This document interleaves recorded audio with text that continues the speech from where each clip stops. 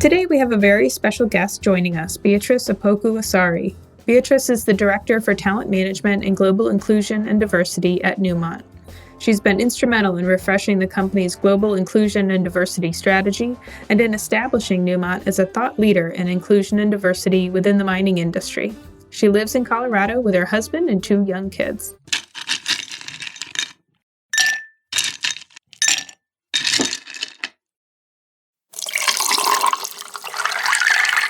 Well, Bea, thank you so much for joining me on The Rocks today. I'm excited to chat with you. Thanks for having me, Emily. It's been a while, so this is nice to see you. I don't think we've seen each other for a while now. I know, just on like Zoom calls or webinars. Yeah, the last time we saw each other was in Arizona at an SME. That's right, in person before COVID hit. Yeah, I think was it last year? Yeah, it was 2020. 2020, yeah. Because I went right from SME to PDAC while we were there. Yeah. Yeah. Well, you're a few hours behind me, so I know you don't have an alcoholic beverage, but you are. I don't, but I came represented. I have my rocks and some water. Very fancy. You're staying well hydrated. It's been one of those weeks, so I am having a bourbon. I'm drinking my favorite Caribbean Basil Hayden rye because I'm like, I need vacation mode right now. Well, this is the time where I wish that we would just fast track the time and then it would just be 5:30 p.m. here and then I could join you. Well, how has your last year been, since it's been like a year since we saw each other in person? Oh my gosh. I mean, just like I was saying, I cannot believe that it's been like a whole year. So much has happened to me. First of all, I turned 40 and I love it because I think something just happens to you when you turn 40. I just don't sweat the small stuff as much anymore. Yeah.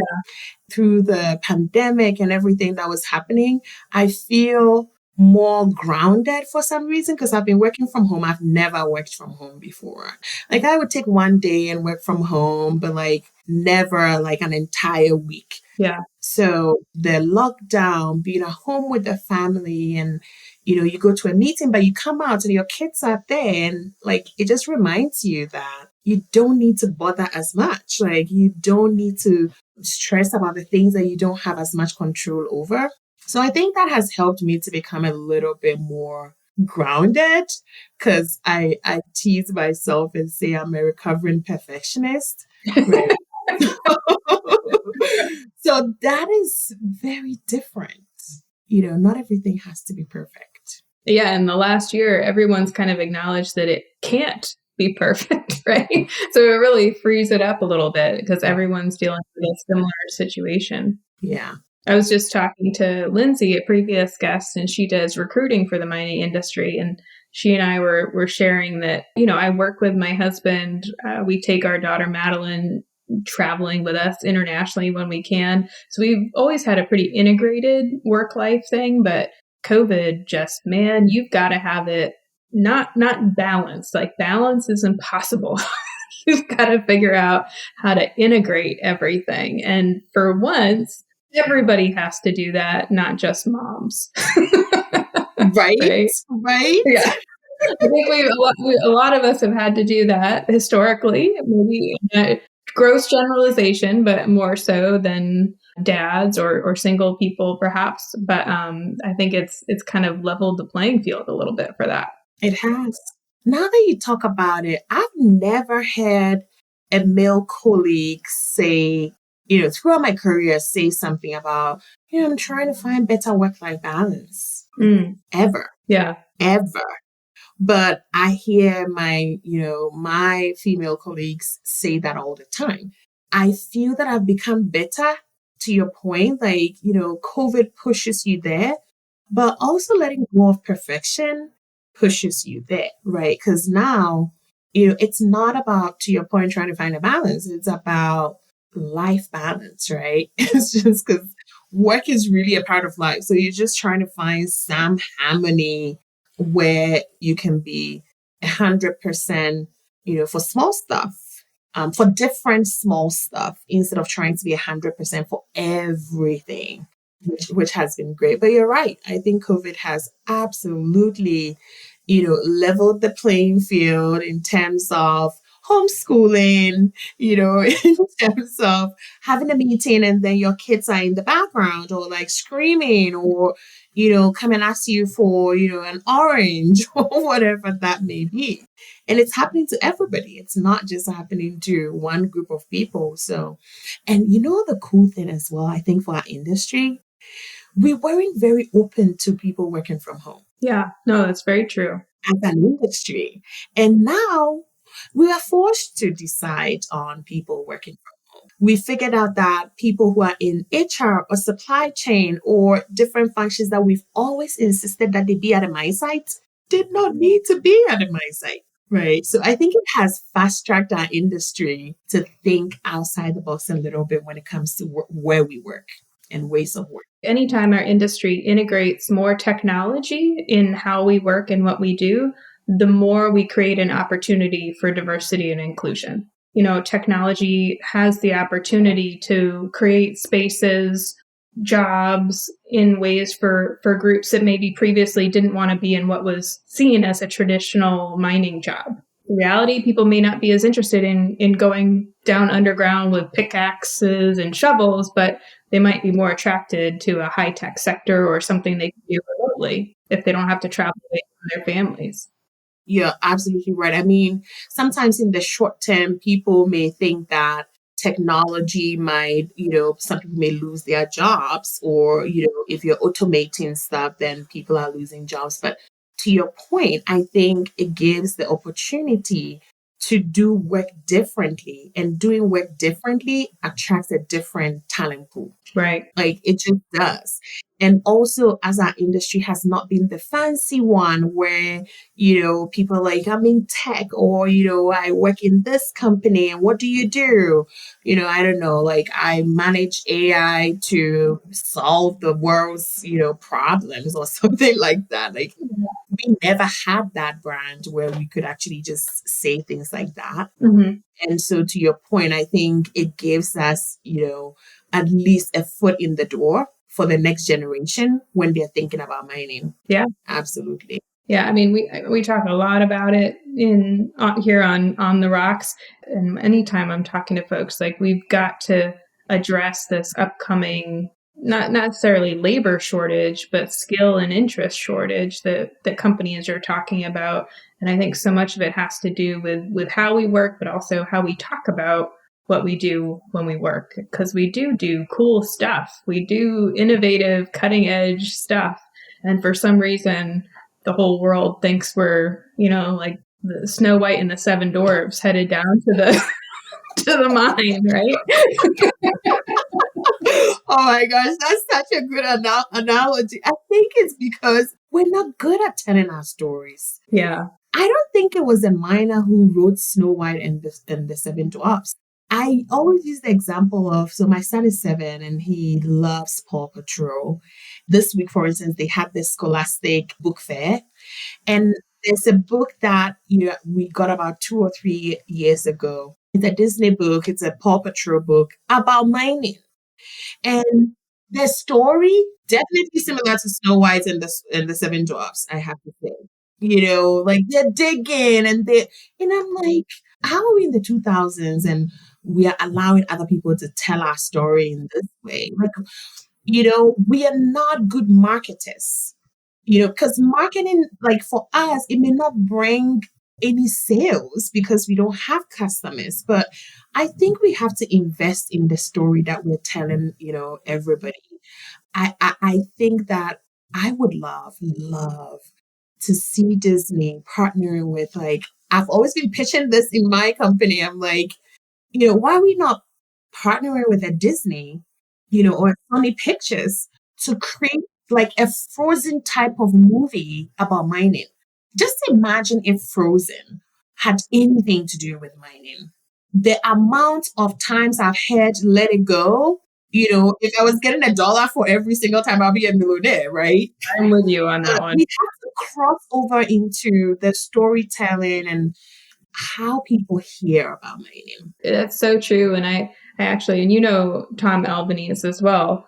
He was one of my first guests, and he and I talked on that episode about why is it in space science fiction movies, it's always an evil mining company, like coming to take over a foreign planet or an asteroid, right? It's like such a, like this funny stereotype that, we're the ones going in to kick indigenous people off of this new planet that was discovered for unobtainium, right? With Avatar or, and it's true. You would think there's an opportunity there. They do it with every other industry to have cool stuff featured in all the neat things that they're doing. Why not? I want to go talk to the CEO of Disney. We can say, well, we talked about it on the rocks and we're doing it. That's right. Look at some of the words that are used on an everyday basis, like gold digger. Yeah. Oh, yeah. Look at the connotation of gold digger. Like, why is somebody who digs gold so bad that we have to associate it with somebody who wants to take somebody's money? I could talk about this forever. Trust me. I really, really would love to do something that is not, when we do things like, I love some of the things that we do at SME, like there's this program that they do trying to change the face of mining and trying to change just the language, but it's in our industry. We're talking to the people who are already mining. We have to go out there and tell our story in a way that my 7-year-old would be like, I want to be a mine engineer, without me forcing him to say that. Yeah. That is what I would really, really love to do. I want to do something like that is big and not so boring, like a documentary on mining. No, I'm with you, because you think about, okay, little kids love construction. Yes. Why is construction any cooler than mining, right? We got bigger toys. I know. We have bigger trucks. I would want to put a kid next to a dump truck and like show how huge it is, and like go up the stairs and go into the cabin and like see the world. That is how one of the ladies in one of our operations, she's a truck operator, and she was like, I'm a mom, I never worked, and now I'm driving this truck. And every time I sit in the truck, I feel like I'm on top of the world. Like I literally see everything. That is such a powerful story. And that is what we have to share. But you're right. Like I have to stop thinking that I want to do it and just do it. When I was talking with Tom, it's like, old Westerns, right? With like Gold Rush, the evil mining company in space. I don't know if you watched the Jack Ryan series on Amazon Prime, right? But I was shocked in the second episode when they opened the box of equipment and it's not weapons smugglers, it's drilling equipment. And it's an evil company going to steal gold. I was like, no, not again. It's so predictable that, when you're hearing about mining, the next story is not about the lady I just shared her story. That's not, it's almost like I can literally predict that when mining is being spoken about in a different context, like that has nothing to do with mining. Like to your point, in a movie, is it Gold Rush? Gold Rush on Discovery, right? In anything that people don't know about mining, it's not the cool stuff like the places I've been able to work because of mining. The career I've had, it's only in mining where you can literally be like me, somebody who studied environmental science, switch into safety and switch into talent management. Which industry can like move an engineer into tech and then move them from tech and make them like a productivity lead, and they're like saving costs? Like those don't have anything in common. But in mining, you could literally do that if you wanted to change careers. Like if you decided, now I just want to do marketing, you could do it. But nobody talks about those things. No, it's a good point, because one of the challenges I see in our industry is we don't really recruit or hire from outside, right? You don't see companies hire people from the tech space or from construction or, from big marketing companies, right? We tend to grow people from inside, but that also has a positive, which is that if you are in the industry, it's such a small world that you really can move around because it's so reputation based, right? You get to know people, and that does offer flexibility and the ability to try out different careers within a big career. Yeah. We have to just do something about it. I really would love to like tell different stories, like 15-second ads about different people like you or somebody else, like just 15-second stories, and just put them like at the end there's like mining.org or something like that. Like you don't even mention a specific company or anything like that. You just, this is Emily, this is what her day looks like, this is what she does. Now guess what you think she does, like guess what industry you think she's in. And then there's a pause, and it's like mining.org. It's a really interesting connection, though, between the, empowering people's narratives and stories within the industry to what you do in your role focused on diversity and inclusion, I would think as well, right? I mean, in that space, allowing different narratives and people to tell those narratives and validating them, I would imagine is really important. Oh, yes, absolutely. I mean, to your point, you mentioned how we hire from within, right? And how we value mining experience so much. But if you're in an industry that historically has been one type of people, and you value the experience within your industry, well, what is going to happen? You're not going to be able to attract a diverse talent pool because you have to be open. If you're like, I need a mining experience, I need a general manager who has been a general manager before. And historically, they are all white male general managers from 3 different countries or from 4 key countries that have been mining forever.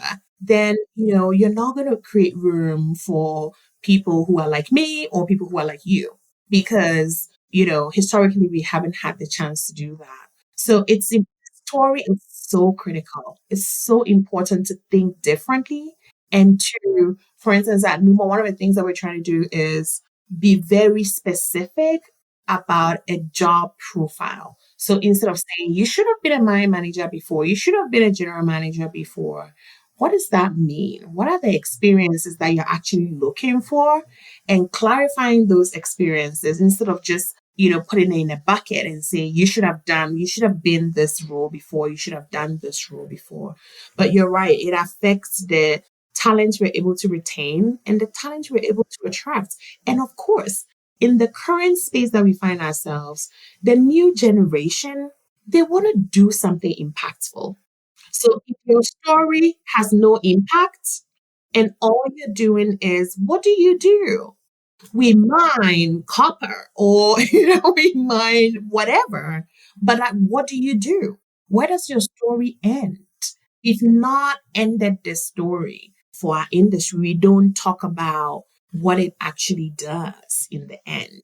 So it definitely impacts us. Yeah, I think that's such an important point because, there are so many transferable skills from other roles and other industries, but I see it on the finance side as driving that blockage, I guess, for lack of a better word, because every pitch deck have to listen to, like companies raising money. What do they talk about? They talk about their key management team and their board, how many years those people have been working in mines of that same exact type, and that's why they're going to be able to take your money and and deploy it properly.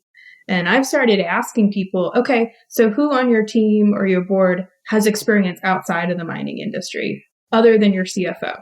Like a few years doing some other kind of banking isn't going to cut it because the industry is so much more integrated with the rest of the world now. You have to understand what's going on with the low carbon economy, with technology, right? With all of these huge changes we're going through globally. And if you don't have people on your team who have experience in other sectors and solving other kinds of problems, then you're going to be caught flat footed when you wake up. And why is my mine caught in the middle of this huge scandal related to rubber trees or some other kind of factory down the road?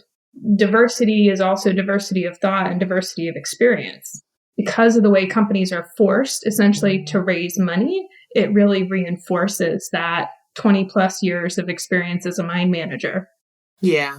No, you're right. When it comes to the companies that are raising money or raising funds, I think any organization like, your company that is new and, is trying to attract, investors and is thinking differently, it's easier than the organizations that are so humongous and have been around for hundreds of years.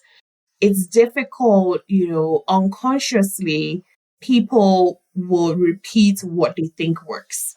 You have to intentionally disrupt what you think works in order to open the door for what could be. And I think that is where it becomes difficult. And that is where you need senior leaders who are passionate about the work. Like, our board is passionate about this work. Our leaders are passionate about this work. You need somebody who is willing to push people outside of their comfort zone and say, do you see that you all look the same? Like, you all have similar experiences. We literally, it's just your names that are different. Like, if we just put the same name, you would all be the same because you grew up in a specific type of town. Your parents were miners and you came into the mining industry and blah blah blah. But I would want to see somebody who is coming from like a bank, maybe an engineer who moved from engineering, went to Wall Street, left Wall Street and went into tech. And then now they're in mining. Can you imagine the power of that? That is so powerful to have people like that. That is what we need to encourage people. When I talk to graduates, I'm like, this is the time to do different things. If there's an opportunity in sustainability and you're a mine engineer and they're like, there's an opportunity in sustainability, we think you'd be great, go do it. Go and learn. Don't wait till, you're now the mine manager before you're learning about sustainability. So to your point, the diversity is so needed. I think where we haven't cracked the code is how do we accelerate that progress for our entire industry so that it's not just one company that is really trying to make roads in this space, but like all of us are working towards trying to change the face of mining and to also bring more diversity into mining. And you hit on a really key point that disruption has to be intentional, right? This isn't like chaos. It's not, let's just throw all the cards up in the air and see where they land. It's with really great leadership, you can be intentional about that disruption. And as you said, create the space to try new things and see how it impacts what's going on. Because so many studies at this point have proven and have shown that increased diversity leads to a more profitable business. So if all you care about is just the company making more money, you should be doing this purely based off of that. Forget about the fact that it's the right thing to do and all the warm, fuzzy reasons. Like, just do it so you make more money. That is why we have to realize that is a much more complex situation than we think it is. I can show people like a million data points. And for other topics, when you're showing data points, people are like, oh my gosh, I did not know that we could do that. Why are we not doing it? And everybody just rallies around that data point. But for diversity, people don't. The data point is not enough because there's more at stake. My hypothesis is that people think when they make a seat, when they create room for others, they are losing something. Right. Yeah. There's something at stake. And that is, when I'm creating room and I'm asking the team, why don't we have any women? In people's minds, it's like, you're taking something from me, but it wasn't yours in the first place. Yeah. And it's like, it doesn't just take your piece of pie away. It bakes a bigger pie, right? Because it's going to be so much better that there are going to be more seats at the table for everybody. Exactly. But personally, I don't think people get it that way, right? It's almost like they're hearing you say, but why are you bringing that person? You're bringing that person only because they are a woman or because they're an indigenous person or because they're Black or because they're Asian or whatever. So it's a lot of emotions at play, I guess, is what I would say. the data is great, but I think that there's a lot of emotions at play. And so because of that, we have to use, emotionally intelligent techniques and the hierarchies and the organizational, I would say, powers at play, right? So, for instance, when I talk to a leader, I'm like, there's a reason why you are the leader of the team. You're the highest paid person on the team. The expectation of you is that you will lead, you will create and you will lead a diverse and inclusive team.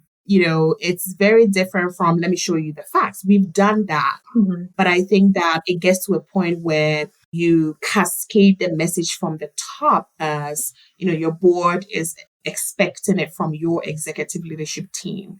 Your executive leadership team is expecting it from the next level. So it's more like you can love it or you cannot. But like, we know that is good for business. And we know that, why would we ignore, a population that is available that has the talent? And so we expect you to do this. And then you enable them and you give them the tools and, the systems to be able to do that. And then you role model it as a leader, right? Because you cannot expect other people to do it when you're not doing it.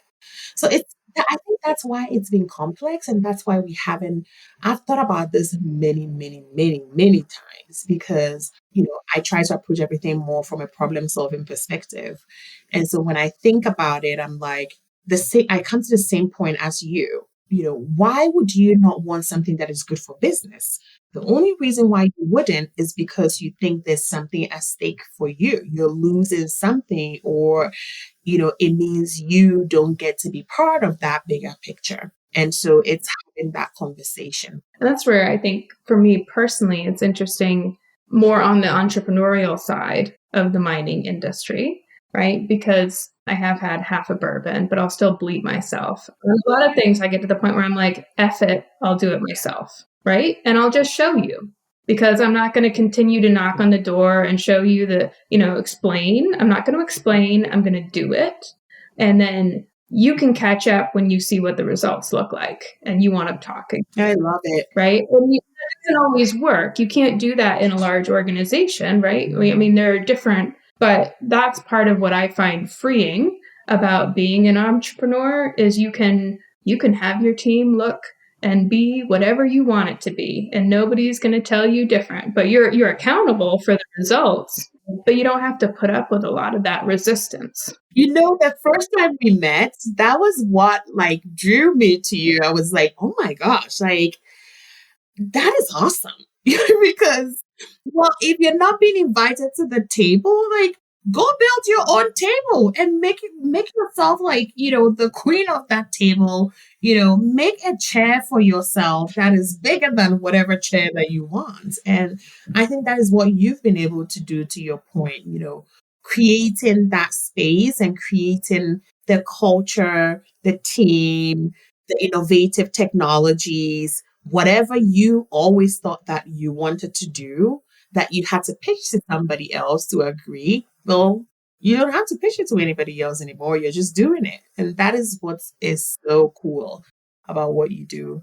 Well, thank you. I hope so. And I hope what we're striving to do is build that table, but build it big enough so the people at the first table can come join us, right? Like it's never, hey, screw you, you don't get to come to the party. No, please, absolutely. Now that you see we're so fun, come on over, right? That's what we aim for. I think sometimes we have to be forced into it.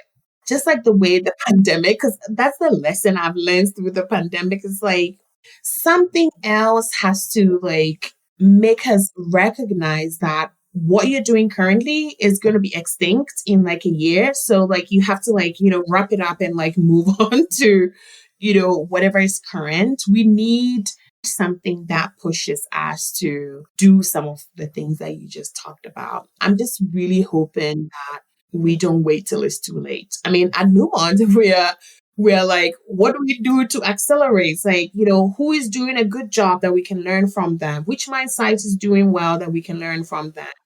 And then we replicate the things that are working very well, like our business resource groups, or, like the approach that we're using for a problem solving perspective. We replicate all those. We share everything that we're learning, like in our sustainability report is always in there. But I think that the appetite, even sometimes to collaborate across industries, is not like you're very passionate. You're like, let's accelerate. And somebody's like, oh, hold on. I want to understand what diversity is. I want to understand what inclusion is. Take your time. When I look at the problem at a much higher level, it can be depressing and it can be draining because you're like, when will this change? However, when I just look at our organization and I think about, the small things or even sometimes the bigger things and the things that I have control over, I'm hopeful. Yeah, and I think it's even in our work with Prospector and trying to get companies to change the way they think about data, which again, you look in today's day and age, why would you not want to be able to do research, deal flow, M&A faster, more accurately, and not miss out on deals for, in our case, $75 a month, right? Like, why would you not want that? But you get that same cultural resistance, or, people, especially in certain positions, think they're going to be replaced by that. And it is frustrating because you look at where our industry needs to be in order to help facilitate the world that everybody wants for the next 10 to 20 years. And you're like, we are not going to get there if you don't wake up. We literally cannot scale fast enough to meet the future demand in minerals if y'all don't get off your butts and start doing things differently. And there are those of us in the industry who are trying to encourage, cajole, kick people in the butt. Right. But what will it be? I mean, maybe it's going to be really high metal prices. I don't know, something, a supply crunch, something's going to wake everyone up, much like the pandemic, and realize we need different people in here. We need different tools. We need to be thinking about this differently, but it can be. I think if you and I had figured that out, we're probably going to be super, super duper rich. How do you convince people to do what you need them to do? Right. I'm very interested in that. When you, for instance, the example you gave is great. You're trying to convince people that you need data, but then the person's like, but I'll lose my job. And in my mind, I'm like, okay, how can I help this person to not see it as you're losing your job, right? How can I make the connection? What does it mean? What is in it for this person? What does it mean for you when this comes along? It empowers you. Well, guess what? Now, instead of spending, 6 months trying to do something, you can get it in a day. Yeah. Right. So just imagine the amount of data that you don't have to crunch. You can now use the insights and you can make recommendations, very quickly, and and they still will not get it. I think because honestly, they like how they do it now and they're comfortable. It may not be the best solution or the fastest or the most correct, but they're comfortable. So how do you make people uncomfortable, but in a good way? And that's, it goes back to that deliberate disruption that you mentioned, right? How do you disrupt but keep people open to it and not have it be a negative experience? I'm the worst person to ask this question because, I get bored very quickly and I cannot do the same. I may be able to do the same thing, but it has to look different. And it has to feel different. And maybe, my job is to coach, but today I'm coaching engineers. Tomorrow I'm coaching a banker. The next day I'm coaching, somebody in tech. I cannot do the same thing over and over and over and over. Yeah. I feel like the neurons in my brain jump up when something is new and I don't understand it. I'm like, yeah, tell me more. Like when I started doing my YouTube stuff. Yeah. I'm doing all that myself. A little bit. Talk about your YouTube. Doing that myself. Yeah. I had to Google how to create a YouTube channel. Yeah. I had to Google how to create a thumbnail. How do I post? How do I edit my videos? These are all things that I did not know how to do. Mm-hmm. But it's exciting because I'm like, oh my gosh, like now I can do this. Like I know how to do this. It's exciting for me personally when somebody brings an idea that is like so whack, like it's like terrible. And I'm like, you know what? Tell me more. Right. Because immediately my brain is like, oh, we could build on this. Like we've never done this before. So I struggle when people are like, I don't want to change. I just want to be like this forever. I love the change and Me too. Yeah. I love change. Like I cannot live without the change, Yeah. So I don't know about you, but that's been the most challenging part for me of this last year. Much like you, I am typically traveling all the time, meeting with new people or meeting with the same people about new ideas constantly. And like, I love really complicated, challenging problems, right? And I like complicated jurisdictions. I like I love super diverse teams spread all over the world. That's what I thrive in. And for the last year, it's been, okay, you're going to work in your home office and not go anywhere and eat the same things every day. right. Yes, right. Companies and industries need both types because bureaucracy and stability is important too. But I agree with you. I don't deal well with having the same conversation over and over again. That's why I was joking. But when people ask me super basic things about why is it important to have women in leadership roles or why is it, I'm like, go Google it. There's a lot of research and a lot of stuff. Like my job is not necessarily to educate you. I'm happy to have a serious conversation about it. But if you're starting with basic stuff, then, go educate yourself and then come back and then we'll have a real conversation. 2 years ago, and especially I would say last year with the death of George Floyd and all the racially charged stuff that surfaced, right? They always were there. But I think for people who are not Black, they didn't realize how bad it was, and so if somebody can video somebody dying and then you watch it and the person doesn't look like you, but you're like, but why are you doing that? I don't get it. Like, why are you doing that? And so that helped a lot of people to see what was happening. But for me, it eliminated, my level of patience for the basic conversation. Yeah. Just like you, in my mind, I'm like, if you're a company and you decide that you want to focus on inclusion and diversity, you better do it. Right. Nobody has time for window dressing. Right. You got to put Nobody's saying you should be perfect. Yeah. But you better put money onto it. You better put your time and energy. You better learn. You better do the work. Mm-hmm. And so I no longer have patience for, like, for instance, I was sharing with you, like, if somebody's a leader, it's your job to create an inclusive environment and a diverse team. That's it. Otherwise, we can take half of your pay and make you an individual contributor. Yeah. But it's your job. Do I love every aspect of my job? No. But it's your job. That is the reason why you're the leader of the team. And I like your point about, like, it's not my job to educate you right now. I'm exhausted from educating people. I'm like, why can't you just pick one book and just read it? Or Google it. Yeah. There's this thing called Wikipedia. It's also really helpful.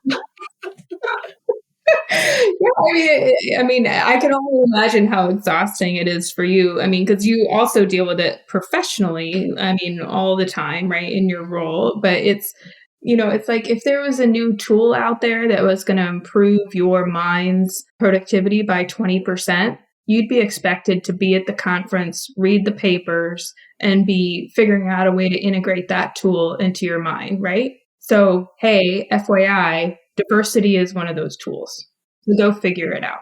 The same way you would if it was a new technology, a new metallurgical process, or a new geological interpretation, right? It is frustrating. And I think the what's gone on over the last year, I think partly because people are also at home, has probably forced people to like live with it in a way that perhaps they haven't had to in the past, right? And can avoid it, with all the disruptions of day-to-day life in the way a lot of people are privileged to be able to just kind of ignore and not think about. Yeah. I think we're at a crossroads when it comes to inclusion and diversity, with everything that is happening in society, with people like you and I feeling exhausted about educating everybody else. And then with other people also wanting to lift or elevate their level of education or their level of involvement in a topic, right? Not just saying, I have nothing to do, I don't think I'm racist, or I don't think I'm sexist, so I'm fine. Like that is no longer acceptable.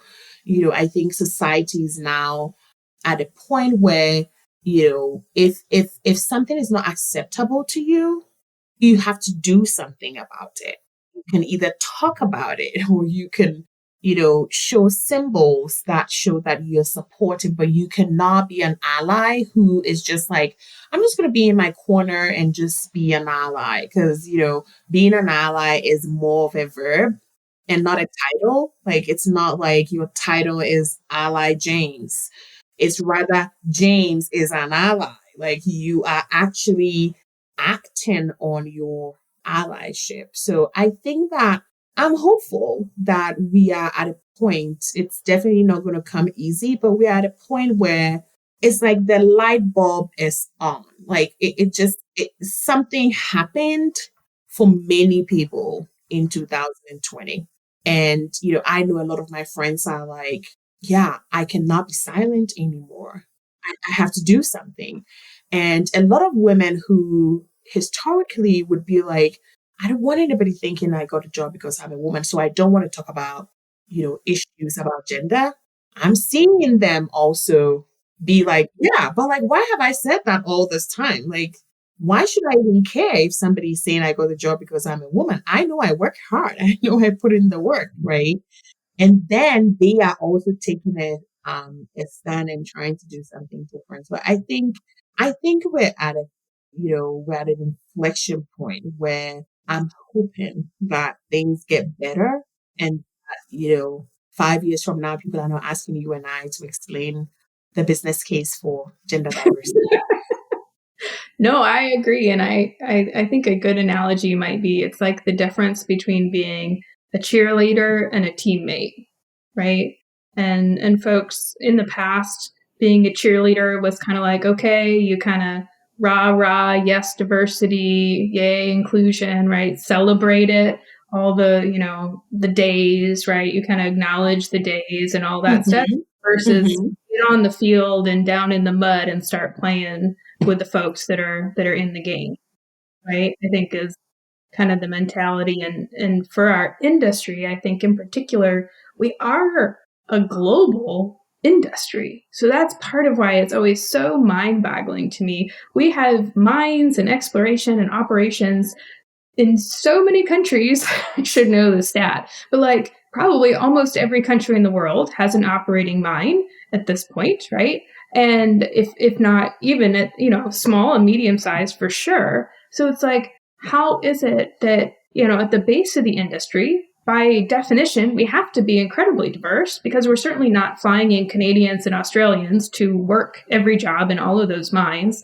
And yet, when you look at kind of the management and the board representation, it's so different, right? And the same people who trumpet my families were miners, and I grew up in the mining industry. I started in the mine when I was 18, and they were able to climb up to be a mine manager and a CEO, right? And yet all these other people who have started in that same role internationally are not at the same level. You have to recognize that there's something different going on, right? If someone who does the same job in Ontario and someone who does the same job in Ghana don't necessarily rise to the same level organizationally, by definition, there has to be an issue. You're spot on. It's the same thing with gender. It's the same thing. Women are graduating at a higher pace. The data at the entry level does not support the top. And that is where you begin to see where the biases are really at play. Last week I was having a conversation about how, the Heidi Howard social experiment that was done in Colombia, where, this venture capitalist, Heidi, her CV, her resume was, her name was changed on the resume into Howard. And, then people were asked to rate how competent that person was and whether they would like to work with that person. Like, would they enjoy working with the person? And when they changed the name to Howard, people thought, this is the competent person. Yeah, I would really enjoy working with the person. They have like very strong leadership, blah, blah, blah. But the same resume, literally the same resume, and they asked people how competent. They said, yeah, competent. Would you like to work with this person? No, they sound too ambitious. So, they don't sound like somebody that I want to work with. The same resume, so there is more going on than we think. And that's the reason why we don't understand it. Right? Because otherwise, why would you rate the same resume differently? Just because we changed the name from, Heidi to Howard. So there's a lot going on behind the scenes. Simple things like who people hang out with after work, who people, text after work. Some people only engaging with you either through a meeting or through an email, and that's it. And other people get the calls and they get the group texts and they get the informal networks, right? So who do we think is going to progress? Of course, it's those with the informal networks because people know them better. They know what they stand for. They know who they are. They know what they're passionate about. And then they don't because we only engage with you by email and in a meeting. So there's a lot of unconscious bias, that is in the process.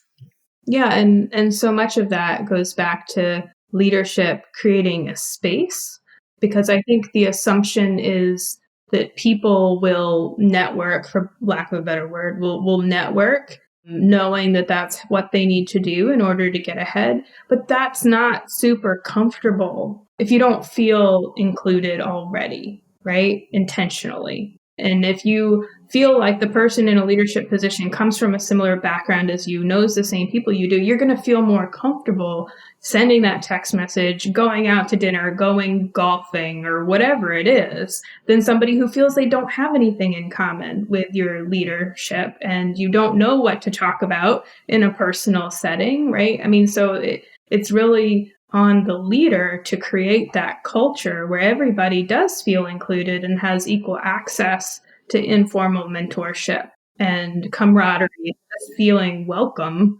and part of the team too. I think it's so important. And I think it's, as a woman in the industry, it's an interesting thing because I get asked a lot about, because our industry is still very much male dominated. I've also worked in the defense / national security industry, and I work a lot in very conservative Muslim countries where, most of the time I'm working with men, and they ask me all the time, how do you feel about that? For me personally, I'm very comfortable with it because I don't really know any different. Right?